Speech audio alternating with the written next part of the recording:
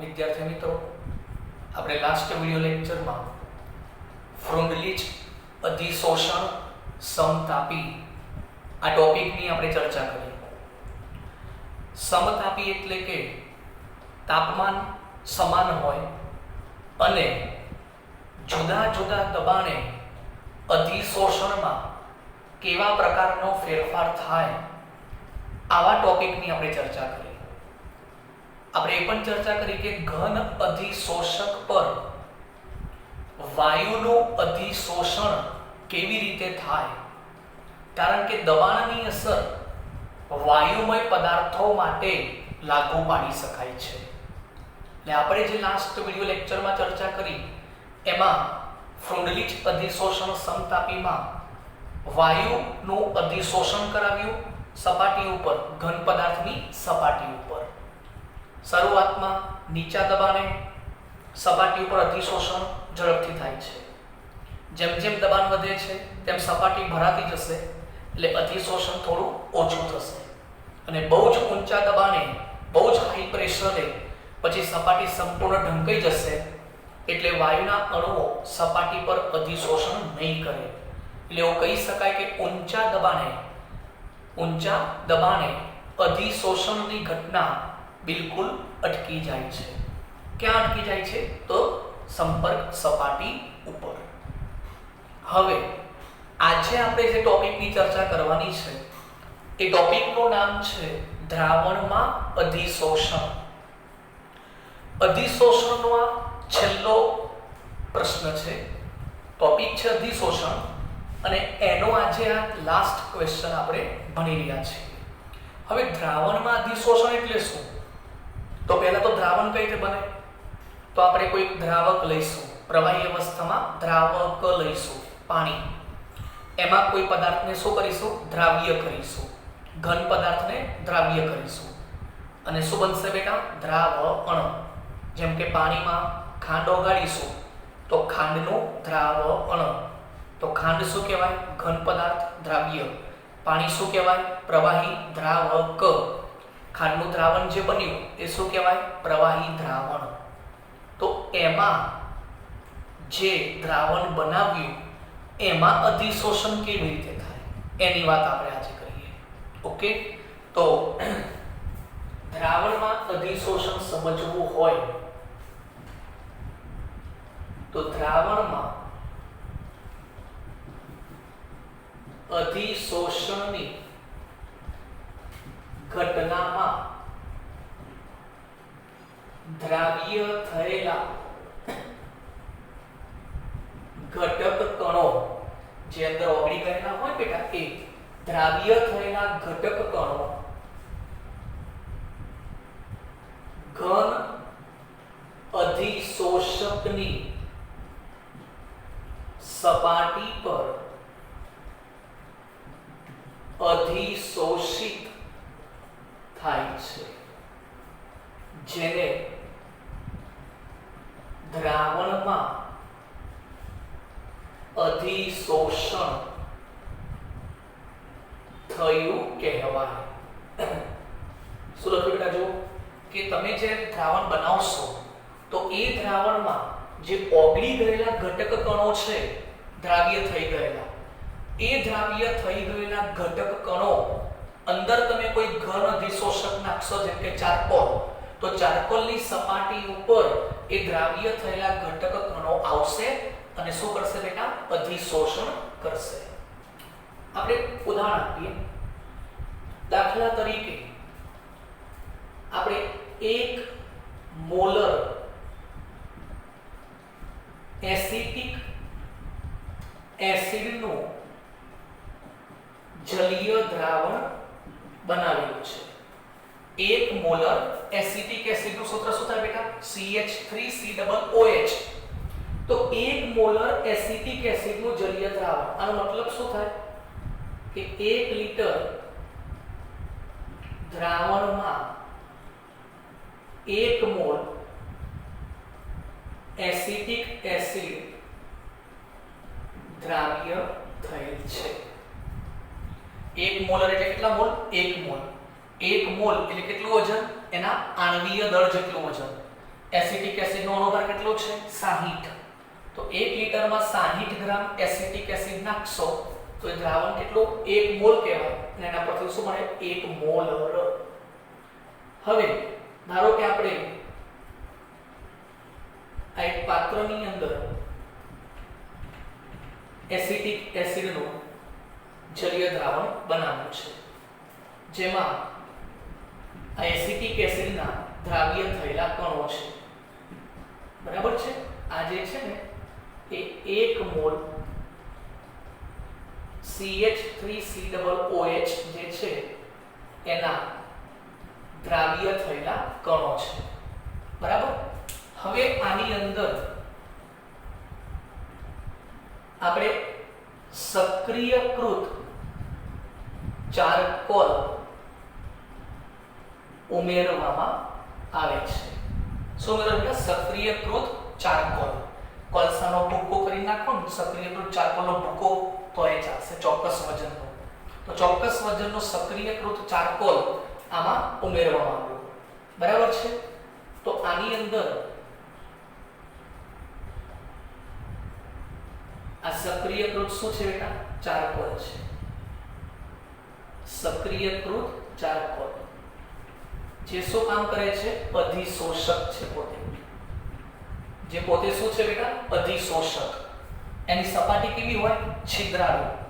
તો શરૂઆતમાં આ 1 મોલ એસિટિક એસિડ તમે ઉમેર્યો હતો તો એ દ્રાવણ કેવું હતું? એસિડિક હતું. દ્રાવણ કેવું હતું બેટા? એસિડિક.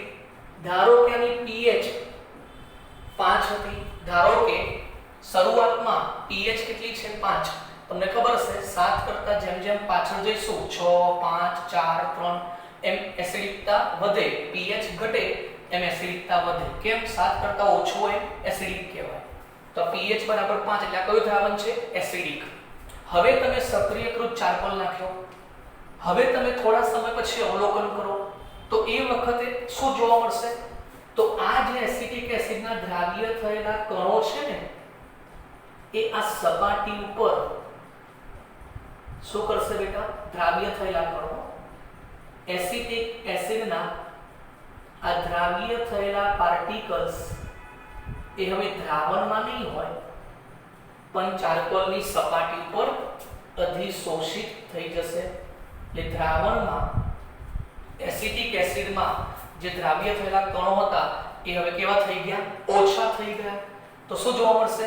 તો સક્રિયકૃત ચારકોલ ઉમેર્યા પછી સક્રિયકૃત ચારકોલ ઉમેર્યા પછી દ્રાવણની એસિડિકતા બોલો શું થશે બેટા? ઘટી જશે. કેમ એસિડિકતા ઘટી ગઈ? કારણ કે જે એસિટિક એસિડમાં જે H+ હતા એ બધા મોટા ભાગના સપાટી પર આવીને અધિશોષિત થઈ ગયા. તો દ્રાવણમાં એસિટિક એસિડ હવે નથી. હવે ક્યાં આવી ગયો? સપાટી પર આવી ગયો. તો બોલો દ્રાવણની એસિડિકતા જે પહેલા હતી એના કરતા કેવી થઈ ગઈ? ઓછી. ધારો કે એની pH આપણે માપીશું. ધારો કે આપણે એની pH માપીશું તો સપોઝ અહીં ધારો કે 3 હોય. હવે એ કેટલી થઈ ગઈ? 5. તો આપણે જાણીએ છીએ pH બરાબર 3 અને pH બરાબર 5. તો આ દ્રાવણ કેવું કહેવાય? વધુ એસિડિક. આ દ્રાવણ કેવું કહેવાય? ઓછું એસિડિક. અને 7 આવે તો કેવું થઈ જશે? તટસ્થ. તો બોલો જેમ જેમ ટૂંકમાં સક્રિયકૃત ચારકોલ શું કરે છે? એની સપાટી ઉપર દ્રાવ્ય થયેલા એસિટિક એસિડના જે પાર્ટિકલ્સ છે ને એ પાર્ટિકલ્સને સપાટી ઉપર શું કરે છે? અધિશોષણ કરે છે. એટલે દ્રાવણમાંથી દ્રાવ્ય થયેલા કણોની સંખ્યા ઓછી થઈ ગઈ તો સાંદ્રતા પણ ઓછી થઈ ગઈ, એસિડિકતા પણ ઓછી થઈ ગઈ.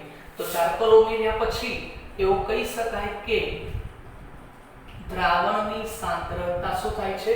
ઘટે છે. તો અત્યારે હાલ ધારો કે 1 લિટરમાં કેટલા હતા? 1 મોલ હતા. હવે ધારો કે 1 લિટરમાં સપોઝ શબ્દ વાપરું છું 0.2 મોલ જ હોય. 1 લિટરમાં 1 મોલ હતા. હવે 1 લિટરમાં કેટલા રહેશે? 0.2. તો બાકીના ક્યાં ગયા? 0.8 ક્યાં ગયા? તો 0.8 જે મોલ હતા પાર્ટિકલ્સના એ સપાટી પર શું થઈ ગયા? અધિશોષિત થઈ ગયા. તો આ ઘટના શેમાં કરી? દ્રાવણમાં થતું અધિશોષણ. તો ઇન શોર્ટ દ્રાવણમાં થતું અધિશોષણ એટલે ખબર પડી ગઈ ને હવે. તો દ્રાવ્ય થયેલા ઘટકો કોઈ ચોક્કસ ઘન અધિશોષકની સપાટી ઉપર અધિશોષિત થઈ જાય છે, જેના કારણે દ્રાવણની સાંદ્રતામાં ફેરફાર થાય છે. આમાં શું ફેરફાર થયો? તો સાંદ્રતા ઘટી ગઈ, એસિડિકતા પણ ઘટી ગઈ. ઓકે, તો આ રીતે તમે એક ઉદાહરણ આપીને સમજાવી શકો. બીજું ઉદાહરણ પણ આપણે જાણીએ છીએ કે આછા પીળા રંગની ખાંડના જલીય દ્રાવણમાં ઘન અધિશોષક સક્રિયકૃત ચારકોલ ઉમેરવામાં આવે ત્યારે દ્રાવણ રંગવિહીન બને છે. તો સિમ્પલ, આછા પીળા રંગની ખાંડનું જલીય દ્રાવણ તમે બનાવ્યું હોય અને એમાં સક્રિયકૃત ચારકોલ, આપણે ચર્ચા કરી છે બધી આગળ, સક્રિયકૃત ચારકોલ તમે નાખશો તો ખાંડના અણુઓ એ ચારકોલની સપાટી પર આવી જશે અને દ્રાવણ કેવું બનશે? કલરલેસ અથવા તો રંગવિહીન. ત્રીજા નંબરમાં જેમ કે આપણે લિટમસ પત્ર જે હોય છે અથવા તો લિટમસ પેપર લખો તો પણ ચાલે, અથવા તો એનું દ્રાવણ જેને કહેવાય લિટમસ દ્રાવણ. તો લિટમસ પેપર અથવા તો લિટમસ પેપરમાંથી બનાવેલું દ્રાવણ, આ લિટમસ છે ને, બરાબર યાદ રાખજો, દ્રાવણ જે છે એ પર્પલ કલરનું હોય છે. કેવા રંગનું હોય છે? જાંબલી રંગનું. ટેક્સ્ટ બુકમાં આપ્યું નથી પણ આપણે જાણીએ છીએ એ કેવા રંગનું દ્રાવણ છે બેટા? જાંબલી રંગનું દ્રાવણ હશે. રંગીન દ્રાવણ ખરું પણ કેવા રંગનું? જાંબલી રંગનું. આ લિટમસ છે ને, લાઇકેન આવે, લાઇકેન બરાબર છે, બાયોલોજીમાં આવે છે. તો લાઇકેન ફેમિલી જે હોય ને, બરાબર, એને એમાંથી એના ઉપર આનું નામ લિટમસ પડ્યું છે. લાઇકેન ફેમિલીમાંથી આવેલું નામ છે. તો લિટમસ દ્રાવણ જે છે એ જાંબલી રંગનું છે અને એ દ્રાવણમાં સક્રિયકૃત, આ દિશોષક તો મોસ્ટ ઓફ આ જ વપરાય, સક્રિયકૃત ચારકોલ ઉમેરવામાં આવે ત્યારે દ્રાવણ રંગવિહીન બને છે, અથવા તો દ્રાવણનો રંગ કેવો થઈ જાય છે? આછો થઈ જાય છે. આ જાંબલી હતું, પર્પલ કલર હતો, હવે થોડા સમય પછી ચારકોલ નાખ્યા પછી એ દ્રાવણ કેવું થઈ જશે? આછા રંગનું અથવા તો કલરલેસ થઈ જશે. તો આ બધું કારણ શું છે? તો જે અંદર જેના કારણે રંગ આવતો હતો એ રંગવાળા પાર્ટિકલ્સ આ ચારકોલની સપાટી પર શું થઈ જાય છે? અધિશોષણ થઈ જાય છે અને દ્રાવણના ગુણધર્મોમાં ફેરફાર થાય છે. દ્રાવણના ગુણધર્મોમાં ફેરફાર થાય છે. ત્યાર પછી ચોથું ઉદાહરણ, બહુ સિમ્પલ છે બેટા. ધારો કે મેગ્નેશિયમ એક પ્રક્રિયક છે. મેગ્નેશિયમ નામનો પ્રક્રિયક જે પોતે રંગીન હોય છે, વાદળી રંગનો હોય છે. તો મેગ્નેશિયમ નામનો જે પ્રક્રિયક છે એને MgOH ના અવક્ષેપ પર અધિશોષણ કરે ત્યારે તે અવક્ષેપ જે છે વ્હાઈટ રંગના હોય પણ હવે કેવા રંગના થઈ જશે? વાદળી અથવા તો બ્લુ કલર આપે છે. મેગ્નેશિયમ પ્રક્રિયક રંગીન છે. મેગ્નેશિયમ પ્રક્રિયક રંગીન છે. MgOH ના અવક્ષેપ, અવક્ષેપ છે ને ઘન અવસ્થાના હોય, બરાબર? કઈ અવસ્થામાં આવે? ઘન અવસ્થામાં. તો આ અવક્ષેપ આ રીતે હોય. અવક્ષેપ છે એની સપાટી કેવી હોય? છિદ્રાળુ. તો આ જે અવક્ષેપ છે ને એ સફેદ રંગના હતા, બરાબર છે?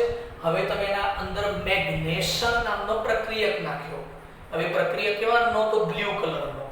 તો એ પ્રક્રિયક જેવો તમે નાખ્યો ને તો આની સપાટી હતી અવક્ષેપની, એ અવક્ષેપની સપાટી ઉપર આ બ્લુ રંગના મેગ્નેશિયમ પ્રક્રિયકના પાર્ટિકલ્સ અહીં આવીને અધિશોષિત થઈ ગયા. તો જે સફેદ રંગના અવક્ષેપ હતા એ હવે કયા રંગમાં ફેરવાઈ ગયા? બ્લુ કલરમાં ફેરવાઈ ગયા, કાં તો ભૂરા રંગમાં ફેરવાઈ ગયા. કેમ ભૂરા રંગમાં ફેરવાઈ ગયા? કારણ કે આ પ્રક્રિયા આની પર આવી જાય છે, જેના કારણે સફેદ રંગના અવક્ષેપ હવે આપણને બ્લુ કલરના દેખાય છે. તો આ કઈ ઘટના કહેવાય બેટા? અધિશોષણની ઘટના કહેવાય. તો આ બધું શું છે બેટા? કે દ્રાવણમાં અધિશોષણ કઈ રીતે થાય છે એના માટેના આ મેઇન પોઈન્ટ મેં તમને સમજાવ્યા. ઓકે, આપણે વાત કરીએ આગળ. તો આમ એક્ચ્યુઅલી જે અધિશોષણ, દ્રાવણમાં થતું અધિશોષણ છે ને, એને કોઈ આપણે જો સૂત્ર દ્વારા રિપ્રેઝન્ટ કરવું હોય, સૂત્ર દ્વારા સમજાવવું હોય તો એનો કોઈ પ્રોપર માહિતી તો નથી, પણ ફ્રુન્ડલીજ અધિશોષણ સમતાપી મેં જે સાબિત કર્યું એના ઉપરથી આપણે લખી શકાય. ફ્રુન્ડલીજ અધિશોષણ સમતાપી છે ને, એમાં શું હતું? ઘન અધિશોષક પર વાયુનું અધિશોષણ થતું હતું અને કોના સાથે સમપ્રમાણમાં હતું? દબાણ સાથે સમપ્રમાણમાં હતું. બરાબર ને? તો એ વખતે આપણે શું કરતા? પી લખતા હતા. બસ એમાં થોડો ચેન્જ કરો તો આ ફ્રુન્ડલીજ અધિશોષણ જે છે એમાં પ્રેશરની જગ્યાએ અહીં આપણે શું આવશે? દ્રાવણ આવશે. દ્રાવણની શું હોય? સાંદ્રતા હોય. કોઈ પણ દ્રાવણ હોય એની શું હોય? સાંદ્રતા હોય, કોન્સન્ટ્રેશન, જેમ 1 મોલર છે એ રીતે. બરાબર છે? તો દ્રાવણની શું હોય બેટા? સાંદ્રતા હોય. અને સાંદ્રતા જે છે એને આપણે કોન્સન્ટ્રેશન વડે દર્શાવીએ એટલે શું કહેવાય? સી કહેવાય. કારણ કે દ્રાવણ માટે તો દબાણની અસર લાગુ ના પડે, વાયુ માટે લાગુ પડે ને બેટા. તો દ્રાવણ માટે આપણે શું ઉપયોગમાં લઈશું? સાંદ્રતા ઉપયોગમાં લઈશું. તો જ્યાં પ્રેશરનો પી લખતા હતા ને, ત્યાં હવે સાંદ્રતાનો શું લખીશું બેટા? સી લખીશું. તો આપણે દ્રાવણ માટે જો આપણે ફ્રુન્ડલીજ અધિશોષણ સમતાપી જો ઉપયોગમાં લઈએ, વાયુ માટે નહીં, દ્રાવણ માટે, તો ફ્રુન્ડલીજ અધિશોષણ સમતાપી આ રીતે લખાય: x/m = k ઇન્ટુ પેલામાં p લખતા હતા, અહીં p ની જગ્યાએ શું લખીશું? c. સાંદ્રતા કોન્સન્ટ્રેશનમાં બતાવાય ને, સાંદ્રતા મોલારિટીમાં હોય, નોર્માલિટીમાં હોય તો એને c વડે બતાવવામાં આવે, કોન્સન્ટ્રેશન. તો p ની જગ્યાએ શું લખવાનું બેટા? c લખવાનું. તો દ્રાવણ માટે પૂછાય તો આટલો ફરક પડશે બેટા. હવે બંને બાજુ log લેતા, તો log x/m બરાબર log k પ્લસ, ચલો 1/n ક્યાં છે? ઘાતમાં છે ને, તો ક્યાં આવે? સહગુણકમાં. તો 1/n log c. પેલામાં p લખતા હતા એની જગ્યાએ શું આવશે બેટા? c. અંદર થોડી ફેરબદલી કરી દઈએ બેટા. તો log x/m બરાબર 1/n log c plus log k. તો સેમ ફ્રુન્ડલીજનું સમીકરણ છે, પણ ફરક શું છે? પેલામાં વાયુ હતો તો પ્રેશરની ઇફેક્ટ કામ કરે છે, અહીં સાંદ્રતા ઉપર c બતાવવામાં આવશે. અને આ સમીકરણ તમે જોઈ શકો છો પેલાની જેમ જ કોના સાથે સરખાવી શકાય છે? y બરાબર mx પ્લસ c સાથે સરખાવી શકાય. તો આનો આલેખ પણ જે છે એ આલેખ પણ કેવો મળશે બેટા? સુરેખ. આલેખ કેવો મળશે બેટા? સુરેખ મળશે. અને ઢાળનું મૂલ્ય બોલો ડાયરેક્ટ જ બોલો. ઢાળ કેટલો મળશે? તો m બતાવે ઢાળ કેટલો મળશે? 1/n. અને આંતરછેદ કેટલો મળશે? log k. આલેખમાં પેલામાં log x અક્ષ ઉપર log p લખતા હતા, દ્રાવણ માટે શું લખવાનું? log c લખવાનું. આટલો જ ફરક છે બેટા. તો આ દ્રાવણ માટેનું સમીકરણ છે, ફ્રુન્ડલીજનું સમીકરણ, પણ ફરક શું પડ્યો? પેલામાં પ્રેશર હતું, અહીંયા શું આવશે? દ્રાવણ માટે શું આવશે બેટા? કોન્સન્ટ્રેશન c આવશે. ઓકે, તો આ જે ચર્ચા કરી એ તમારે ઇન્ફોર્મેશન માટે છે, તો તમે આ સમજી લો. બહુ ઈઝી ટોપિક છે. આગળ ચર્ચા કરીએ બીજી.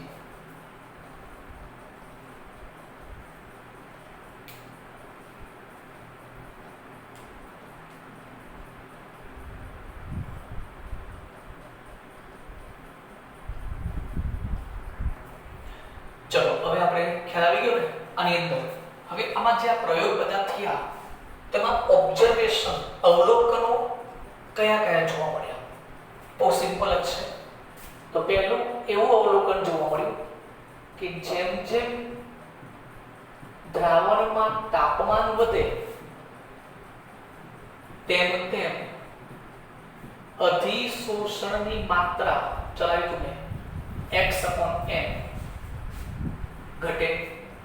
તો સીધી વાત છે કે ભાઈ આપણે અધિશોષણ કર્યું બરાબર છે ચારકોલ ઉપર, હવે જેથી ગરમી આપશો ટેમ્પરેચર આપશો તો શું થશે બેટા એ વખતે ગરમીથી આ અધિશોષણ છે શું થઈ જશે અપશોષણ, એટલે તાપમાન વધતા અધિશોષણની માત્રા ઘટે છે।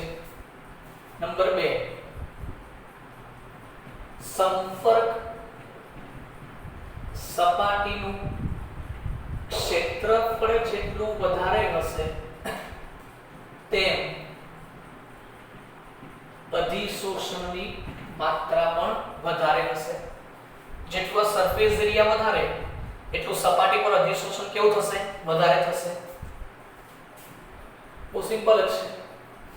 ત્યારબાદ દ્રાવણની સાંદ્રતા પર અધિશોષણનો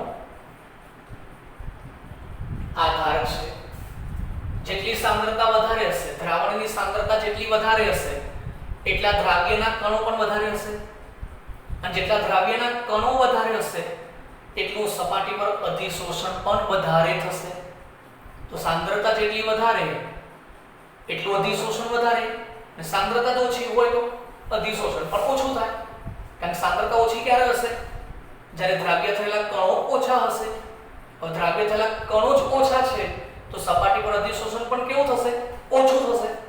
તો દ્રાવણની સાંદ્રતા પર અધિશોષણનો આધાર છે।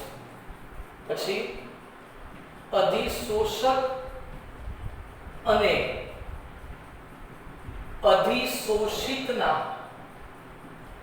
સ્વભાવ પર આધાર રાખે છે। અધિશોષક એટલે ચારકોલ અને અધિશોષિત એટલે જે વાયુ આવે છે, વાયુ નહીં એ દ્રાવ્ય થયેલા કણો આવશે, એ બંનેનો સ્વભાવ જોવો પડશે। કેમ? કારણ કે મેં કીધું એ પ્રમાણે અધિશોષકના જે છિદ્રો છે કદમાં નાના હોય અને દ્રાવ્ય થયેલો કણ એ કદમાં મોટો હોય, તો મોટા કદના અણુઓ આ નાના છિદ્રમાં પ્રવેશી શકતા નથી, તો પછી અધિશોષણ નહીં થાય। એટલે અધિશોષક અને અધિશોષિત બંનેના સ્વભાવ પર આધાર રાખે છે।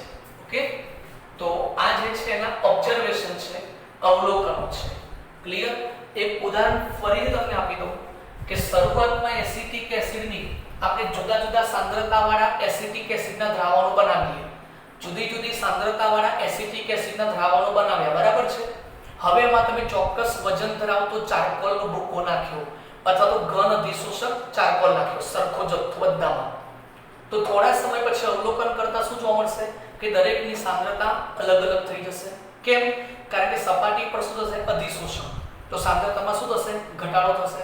તો કઈ રીતે શોધવું આ બધું? તો જુઓ, શરૂઆતમાં ધારો કે એસિટિક એસિડના દ્રાવણની સાંદ્રતા કેટલી હતી 1 મોલ, એટલે 1 મોલર કેટલી હતી બેટા 1 મોલર હતી, બરાબર છે। ચારકોલ નાખ્યા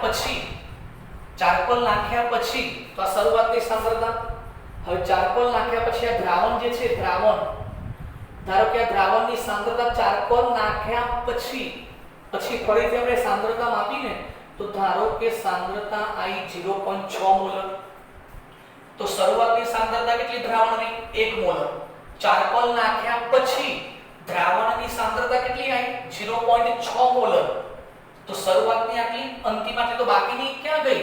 તો યાદ છે ને જે તફાવત આવશે સાંદ્રતામાં, જે તફાવત આવશે એ સાંદ્રતાનો તફાવત કેમ પડ્યો? તો સપાટી ઉપર 0.4 મોલરનું શું થયું અધિશોષણ થઈ ગયું।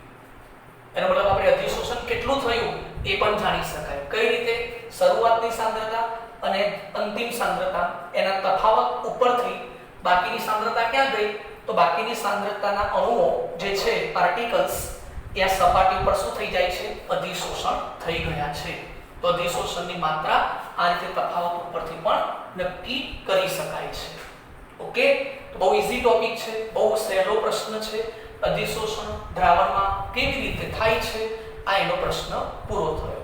ઓકે, હવે આપણે એક લાસ્ટ ક્વેશ્ચન છે, અધિશોષણ કઈ કઈ જગ્યાએ આપણને ઉપયોગી બને છે તો એની ચર્ચા કરીશું। ચલો હવે આપણે એક છેલ્લો પ્રશ્ન છે અધિશોષણનો બેટા. અધિશોષણના ઉપયોગો ઔદ્યોગિક રીતે અથવા તો રોજિંદા જીવનમાં આપણને અધિશોષણ કઈ કઈ રીતે ઉપયોગી બન્યું છે એની આ વાત છે. બહુ સિમ્પલ પ્રશ્ન છે. પરીક્ષાની અંદર પૂછાય તો પણ 4-5 મુદ્દા જે આમાંથી છે એ આપણે તૈયાર કરી લેવાના. વાંચવા જેવો પ્રશ્ન છે, બહુ ખાસ કઈ ડીપમાં છે ને. બરાબર. પહેલો ઉપયોગ છે ઉચ્ચ શૂન્યાવકાશ પ્રાપ્ત કરવા માટે. કઈ રીતે? તો આપણે એક પાત્રની અંદર ઘણા બધા વાયુઓ હોય, બરાબર છે, તો વેક્યુમથી આપણે મોટાભાગના વાયુ ખેંચી લઈશું, પણ અમુક વાયુ જો કદાચ સપાટી પર ચોંટેલા હશે તો આપણે અંદર શું નાખીશું? સક્રિયકૃત ચારકોલ. આ સક્રિયકૃત ચારકોલ નાખવાથી બીજા બધા વાયુ પણ જે હશે એ સપાટી ઉપર, ચારકોલની સપાટી પર આવશે અને અધિશોષણ થઈ જશે. કોઈ સૂક્ષ્મ જીવાણુ હોય, બરાબર છે, તો એ પણ આની અંદર સૂક્ષ્મ કણ જે હોય, પાર્ટિકલ્સ, બહુ જ વેરી ફાઇન પાર્ટિકલ્સ, એ પણ આની ઉપર આવીને અધિશોષણ થઈ જશે. તો શૂન્યાવકાશ ખરો, પણ થોડા ઘણા પાર્ટિકલ્સ કદાચ રહી ગયા હોય ને, બરાબર છે, વાયુના, તો પણ એ ચારકોલની સપાટી પર આવશે અને અધિશોષિત થઈ જશે. તો કયા પ્રકારનું કહેવાય? ઉચ્ચ શૂન્યાવકાશ પ્રાપ્ત કરવા માટે. બીજું છે ગેસ માસ્કમાં. તો આપણે અત્યારે બધાને ખબર છે માસ્ક પહેરીએ છીએ, કોરોનાની ઇફેક્ટ છે. એ માસ્ક નહીં, પણ એ માસ્ક પણ તમે જુઓ તો એ માસ્ક આપણે જે પહેરીએ છીએ અત્યારે હાલ, બરાબર છે, તો એ શું કામ પહેરીએ છીએ? તો ભાઈ એટલા માટે કે ભાઈ કોરોના વાયરસ જે છે એ આપણા નાક દ્વારા અથવા તો મોઢા દ્વારા આપણા બોડીમાં ના પ્રવેશ કરે, એટલે આપણે એક લેયર માટે માસ્ક પહેરીએ છીએ અટકાવવા માટે. તો બસ એવી જ રીતે કોલસાની જે ખાણ હોય, બરાબર છે, જમીનની અંદર, તો બહુ જેમ જેમ અંદર જાય તો એ વખતે અંદર ઝેરી વાયુઓ ઉત્પન્ન થવાના ચાન્સ બહુ હોય છે, બરાબર. જેમ કે ક્લોરીન ઝેરી વાયુ છે, તો એવા ક્લોરીન જેવા ઝેરી વાયુની અસરથી બચવા માટે કોલસાની ખાણમાં કામ કરતા માણસો એક માસ્ક પહેરે છે, ગેસ માસ્ક, જેની ઉપર ચારકોલનું એક લેયર હોય છે. તો ચારકોલ શું કરશે? ક્લોરીન જેવા ઝેરી વાયુ છે ને એને ચારકોલની સપાટી સુધી જ સીમિત રાખશે, એને શરીરમાં પ્રવેશવા દેશે નહીં, એટલે વચ્ચે પ્રોટેક્શન આપે, રક્ષણ આપે છે. તો કોલસાની ખાણમાં ઝેરી વાયુઓ શ્વાસમાં ન આવે એને અટકાવવા માટે સક્રિયકૃત ચારકોલનો ઉપયોગ કરવામાં આવે છે. ચારકોલ શું કરશે? ઝેરી વાયુને સપાટી સુધી જ રાખશે, અંદર બોડી સુધી લઈ જશે નહીં. તો એવું ગેસ માસ્ક વપરાય છે. ભેજ નિયંત્રક જાણીએ છીએ, silica gel, alumina gel. Silica gel, alumina gel શું કરે છે? ભેજનું શોષણ કરે છે અને વાતાવરણને કેવું બનાવે છે? ભેજ રહિત બનાવે છે. ડ્રાય બનાવવા માટેનો ઉપયોગ થાય છે. દ્રાવણમાં રંગીન દ્રવ્યોને દૂર કરવા. આપણે હાલ જ વાત કરી, પીળા રંગની ખાંડના દ્રાવણો જતા અથવા કોઈ રંગીન દ્રવ્યો હોય, બરાબર છે, તો સક્રિયકૃત ચારકોલની સપાટી ઉપર એ રંગીન દ્રવ્યો શું કરશે? અધિશોષિત થઈ જશે અને દ્રાવણ કેવું બનશે બેટા? રંગવિહીન બનશે. તો એ અધિશોષણની ઘટના છે. વિસમાંગ ઉદ્દીપનમાં આગળ આવશે હવે ટૂંક સમયમાં, આના પછી આપણે આ ટોપિક લેવાનો છે ઉદ્દીપન, એ વખત આપણે ચર્ચા કરીશું. પણ વિસમાંગ એટલે શું? તો વિસમાંગ એટલે કે એક અવસ્થા ઘન હોય તો ઉદ્દીપકની અવસ્થા ઘન ના હોવી જોઈએ, ભિન્ન હોવી જોઈએ, કાં તો પ્રવાહી કાં તો વાયુ હોવી જોઈએ. તો બે ભૌતિક અવસ્થા અલગ અલગ હોય, કોની? પ્રક્રિયક અને ઉદ્દીપકની ભૌતિક અવસ્થાઓ અલગ અલગ હોય એને શું કહેવાય? વિસમાંગ ઉદ્દીપક. આ ઘટનાને શું કહેવાય? વિસમાંગ ઉદ્દીપન. પ્રક્રિયાનો વેગ વધારવા માટે વપરાય. જેમ કે હેબર પદ્ધતિ છે, તો નાઇટ્રોજન વાયુ, હાઇડ્રોજન વાયુ, અને એમાં ઉદ્દીપક શું નાખો છો? લોખંડનો ભૂકો. તો લોખંડના ભૂકા ઉપર નાઇટ્રોજન અને હાઇડ્રોજન વાયુ ફટાફટ આવશે અને અધિશોષણ કરશે અને ફટાફટ પ્રક્રિયા થશે અને એમાંથી શું બનાવશે? એમોનિયા બનાવશે. તો ઉદ્દીપક શું કરે છે? બે વાયુને ઝડપથી નજીક લાવવાનું કામ કરે છે અને પ્રક્રિયાના વેગમાં શું કરે છે? વધારો કરે છે. સંપર્ક વિધિ, ત્યાં છે ને સલ્ફ્યુરિક એસિડ H2SO4 બનાવવા માટે સંપર્ક વિધિ વપરાય છે. તો એના માટે પણ ઉદ્દીપક કયો વપરાય છે? વેનેડિયમ પેન્ટોક્સાઇડ V2O5 ઘન અવસ્થા, લોખંડનો ભૂકો ઘન અવસ્થા. ક્લિયર? પછી વનસ્પતિ તેલમાંથી વનસ્પતિ ઘી બનાવવા માટે આપણે હાઇડ્રોજનેશન પ્રક્રિયા કરીએ, હાઇડ્રોજન વાયુ, બરાબર છે, એમાં ઉદ્દીપક તરીકે નિકલનો ભૂકો વાપરીએ છીએ. નિકલ શું છે? ઘન અવસ્થા. તો એમોનિયા વાયુ, બરાબર છે, આ પ્રવાહી અને ઘન અવસ્થા, ઘન અવસ્થા, ઘન અવસ્થા. તો ઘન અવસ્થાની સપાટી ઉપર એ વાયુના અણુ આવશે, પ્રવાહીના અણુ આવશે અને અધિશોષણ કરશે. રોગના ઉપચારમાં આપણે જાણીએ છીએ કોઈ રોગ થયો હોય, આપણે જનરલી તમને ખ્યાલ હશે કે મોઢામાં કોઈ ઇન્ફેક્શન લાગ્યું હોય તો આપણે શું કરીએ, અંદર કોઈ માઇક્રો ઓર્ગેનિઝમ સૂક્ષ્મ જીવાણુ કદાચ અંદર જમા થયા હોય તો ઘણી વખત મોઢામાંથી દુર્ગંધ આવે છે, કાં તો કંઈક સડો થતો હોય, બરાબર છે, તો ડૉક્ટર આપણને શું કરશે, એક લિક્વિડ આપશે કોગળા કરવા માટે. તમે જ્યારે કોગળા કરો છો તો લિક્વિડ જે છે ને એ અધિશોષકનું કામ કરે છે. તમે લિક્વિડને મોઢામાં રાખીને પછી કોગળા કરશો ને, હા, તો એ વખતે આપણા આજુબાજુની સપાટી પર જેટલા પણ સૂક્ષ્મ જીવાણુ હશે ને, બરાબર છે, એ પેલા લિક્વિડની સપાટી પર આવી જશે અને ચોંટી જશે અને પછી આપણે કોગળો શું કરીએ છીએ, થૂંકી દઈએ છીએ, તો એના સાથે એ સૂક્ષ્મ જીવાણુ બહાર નીકળી જશે.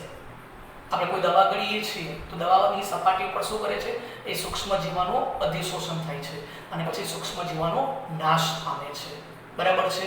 ડેટોલથી વારંવાર આપણે હાથ ધોઈએ છીએ, બરાબર, તો હાથ ધોવાથી શું બને છે, ફિલ્મ બને છે, બરાબર. તો આપણે સપાટી પર જે સૂક્ષ્મ જીવાણુ હોય અને ડેટોલથી આપણે હાથ ધોઈશું તો ફિલ્મ બનશે, બરાબર છે. તો એ ફિલ્મ જોડે એ સૂક્ષ્મ જીવાણુ ચોંટી જશે અને પછી આપણે પાણીથી વોશ કરી લઈએ છીએ. તો ટૂંકમાં સૂક્ષ્મ જીવાણુઓ પણ એક સપાટી ઉપર અધિશોષણ કરે છે, એટલા માટે એનો ઉપયોગ રોગના ઉપચારમાં થાય છે. નિષ્ક્રિય વાયુના અલગીકરણમાં, નિષ્ક્રિય વાયુ, આપણે કોઈ પણ વાયુને અલગ કરવો હોય તો આપણે કીધું હતું ક્રાંતિક તાપમાન. જે વાયુનું ક્રાંતિક તાપમાન પહેલું આવશે એ વાયુ જલ્દી પ્રવાહીકરણમાં રૂપાંતર પામશે અને આપણે એને સેપરેટ કરી શકીશું. ઓકે, તો નિષ્ક્રિય વાયુના અલગીકરણમાં પણ કંઈક આવું જ છે બેટા, પણ એના માટે ચોક્કસ પદ્ધતિ વપરાય છે અને એ પદ્ધતિનું નામ છે દીવાર પદ્ધતિ. શું છે, અંદર પાર્ટીશન કરેલા હોય, અલગ અલગ પાર્ટીશન હોય, અહીં સક્રિયકૃત ચારકોલ, અહીં સક્રિયકૃત ચારકોલ, એના પરથી પેલો વાયુ જાય, જે વાયુનું ક્રાંતિક તાપમાન પહેલું આવી જાય એ વાયુ ઠંડો પડી જાય અને એ વાયુ ચારકોલની સપાટી પર ચોંટી જાય. તો એ પાર્ટીશન કરેલા હોય ને એના પરથી નામ શું પડ્યું, દીવાર પદ્ધતિ. દીવાર પદ્ધતિ નામ છે બેટા. એના માટે ચારકોલ કયો વાપરવાનો, કોકોનેટ ચારકોલ. કોકોનેટ એટલે નાળિયેરના વૃક્ષમાંથી જે લાકડામાંથી ચારકોલ બને એ કોકોનેટ ચારકોલનો ઉપયોગ કરવામાં આવે છે. ફીણ પ્લવન પદ્ધતિ ધોરણ 10 માં આવી ગઈ છે. ફીણ પ્લવન પદ્ધતિ કોના માટે વપરાય છે, સલ્ફાઇડ યુક્ત કાચી ધાતુઓનું સંકેન્દ્રીકરણ કરવા માટે. તો તમે પાણી નાખશો ને, પાણી, તો રેતી અને માટીના કણો ક્યાં, પાણી સાથે તળિયે બેસી જશે, પણ સલ્ફરના કણો જે છે ને એ ભીંજાતા નથી. તો એના માટે શું નાખવું પડે છે ખબર છે, ટર્પેન્ટાઇન અથવા પાઇન ઓઇલ. તો ટર્પેન્ટાઇન તેલ નાખશો તો ટર્પેન્ટાઇન તેલ છે ને એ સલ્ફરના કણોને પોતાની તરફ શું કરશે, આકર્ષણ કરશે. તો ટર્પેન્ટાઇન તેલની આજુબાજુ સલ્ફરના કણો ચોંટી જશે અને પછી ફીણ બનશે અને ફીણને પછી બહાર કાઢવાનું. ઓકે, તો એ ફીણ પ્લવન પદ્ધતિમાં પણ અધિશોષણ જ ઘટના વપરાય છે. અધિશોષણ સૂચક, સૂચક એટલે ઇન્ડિકેટર, જેનાથી આપણે રંગથી અલગ કરી શકાય. જેમ કે AgX સિલ્વર હેલાઇડ, X એટલે હેલોજન, સિલ્વર હેલાઇડની સપાટી ઉપર, સિલ્વર હેલાઇડ છે ને એનો અવક્ષેપ હોય, એ અવક્ષેપની સપાટી પર રંગકોનું અધિશોષણ. પણ રંગ લાવવા તો પડે ને, તો એ રંગ કયા કોની મદદથી લાવવાના, ઇઓસિન અથવા ફ્લોરેસિન. જેમ ફિનોપ્થેલિન સૂચક આવે છે ને રંગ પરિવર્તન કરે, તો એ રીતે ઇઓસિન અને ફ્લોરેસિન એ બે સૂચક છે. એ આવશે એટલે પેલા પાર્ટિકલ્સ રંગીન બનશે અને રંગીન પાર્ટિકલ્સ સિલ્વર હેલાઇડની સપાટી પર અધિશોષણ કરશે. તો એવા રંગીન બનાવવા માટે જે સૂચક વપરાય એને શું કહેવાય, અધિશોષક સૂચકો. એની સપાટી પર અધિશોષણ કરશે, આની સપાટી પર અધિશોષણ કરશે. ક્રોમેટોગ્રાફી 11th માં આવી ગયું છે. ક્રોમેટોગ્રાફીમાં શું હોય કે એક સ્તંભ હોય, એક લેયર હોય, બરાબર છે. આ રીતે એક પાત્ર હોય, એ પાત્રમાં પાણી ભર્યું હોય અને એક સપાટી, કાચની સપાટી હોય, એની અંદર ડુબાડ્યું હોય, બરાબર છે.